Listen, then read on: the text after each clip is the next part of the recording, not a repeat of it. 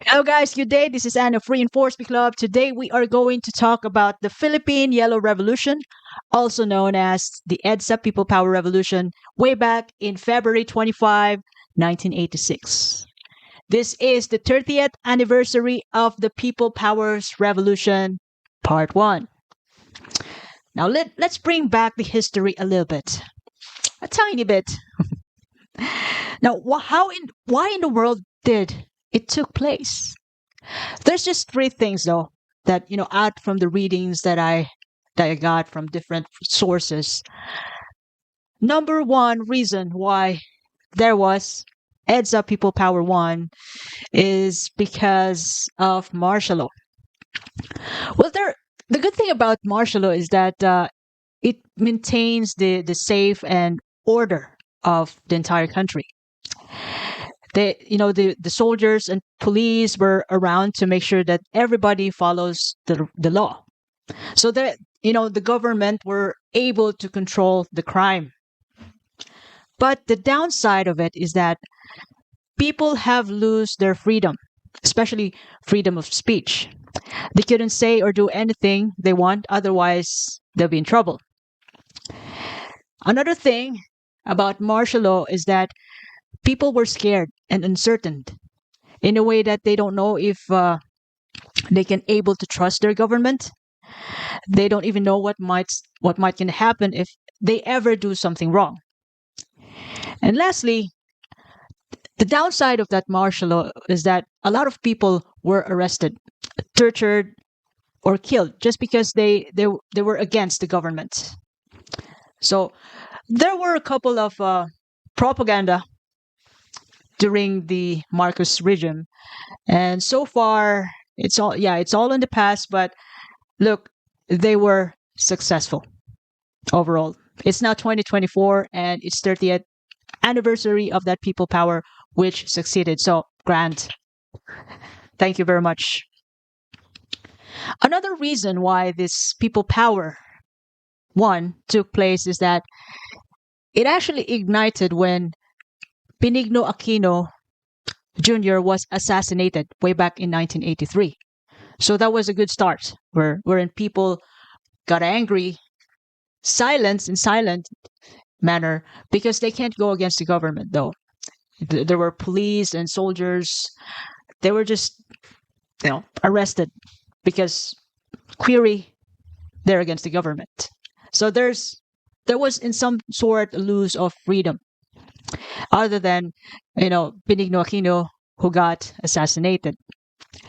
And the tipping point was that Marcos announced a snap election in 1986. So instead of having a Philippine election in 1987, he wants to take advance election, which happened way back February 7, 1986. And matter of fact is he declared himself as the winner despite of the allegations of fraud. So he can able to do that because it was martial law. He can do whatever he wants. And from that time on, Corazon Aquino, the ex-president, decided to challenge the result of that snap election. By the way, Corazon Aquino is the widow of Benigno Aquino. By the time when ex-president Corazon Aquino decided to challenge Ferdinand Marcos Sr. because of that result of snap election, millions of Filipinos, including Catholic Church members, gathered in EDSA 1 to protest against the government and in the name of democracy.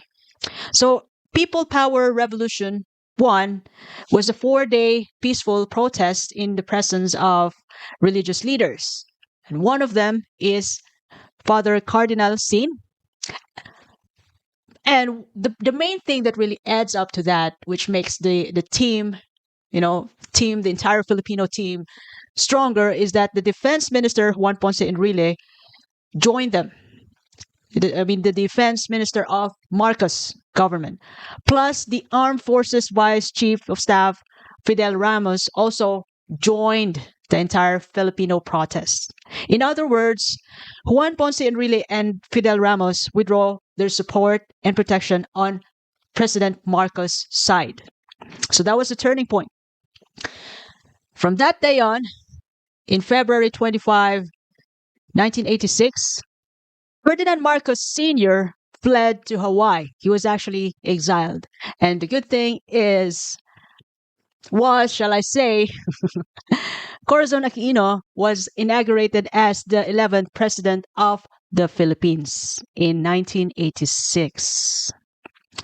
So, what was the impact then of EDSA 1 revolution? Again, three things.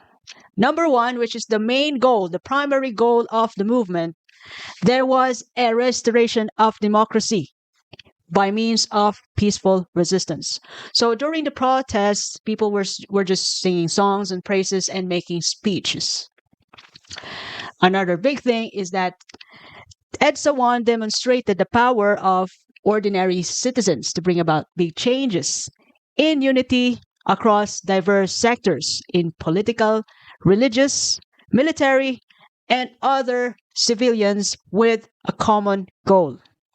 Lastly, after the revolution, a couple of days after, there was an institutional reform that happened.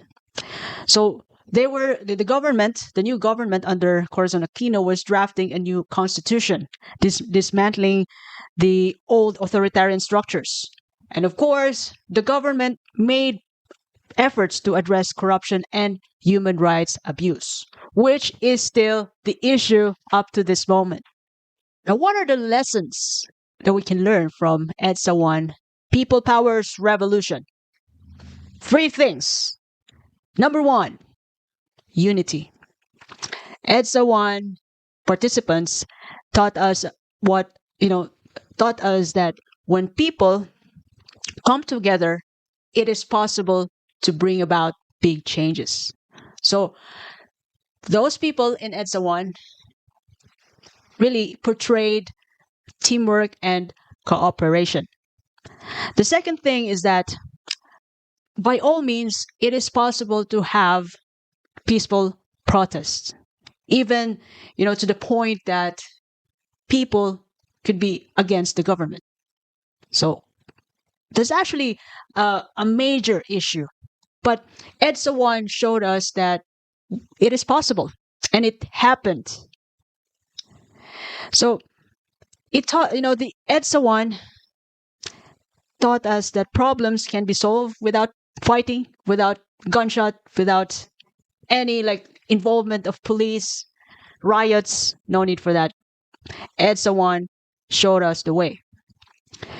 So it actually entails that it is possible to talk about feelings and find solutions together to resolve conflicts, even if it's against the government.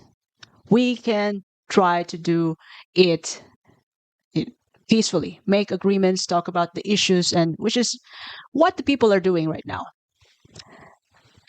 They talk about the problems in the community and into the entire city and what to do about it, and of course they make solutions together.